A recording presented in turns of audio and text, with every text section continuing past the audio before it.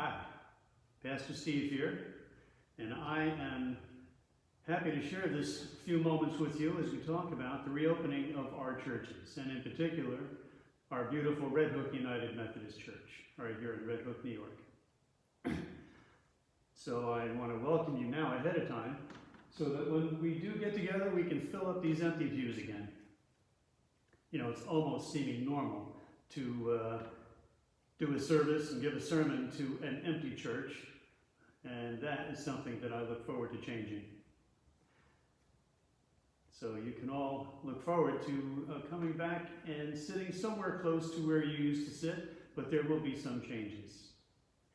We hope to open in a couple of weeks in August, and of course it's up to you all if you feel comfortable about returning to church in person, or if you'd like to continue sharing the service with us on YouTube in video as we've been doing. It's totally a matter of your own sense of comfort, and either way, we will be together, whether it's in person or virtually. Our service will continue to start at 10:30 as it has in the past. Some of the things that we need to look forward to as a result of COVID: masks. So bring your favorite mask. You can make it a fashion statement, or you can wear just a plain white thing like I typically do. And you know, if you forget your mask, it's not a problem, because we have masks here and we'll be happy to provide one for you. We will observe social distancing. You can see some of the tape in the background here that we block off every other pew so we can maintain that social spacing. Bulletins we will have bulletins. You can pick one up at the entry to the sanctuary, and you can just keep that to yourself, because we're not going to be passing them around in the pews. Everything that we can do to minimize, interpersonal contact. That's the whole point of all of this stuff. So you can just drop your pew in the recycling bin on the way out at the end of the service. Coffee hour, such an important thing. We're going to have to let that go for a while. It's just one of those casualties of COVID. We'll be entering only through the main entrance to the sanctuary. We won't be using the side entrance to the building. It just gives us a better capability of controlling the traffic flow and making sure that everything is sanitized as it should be. So there will be no receiving line after service. I won't be able to stand at the back of the church and shake your hands. It's, again, one of those COVID casualties.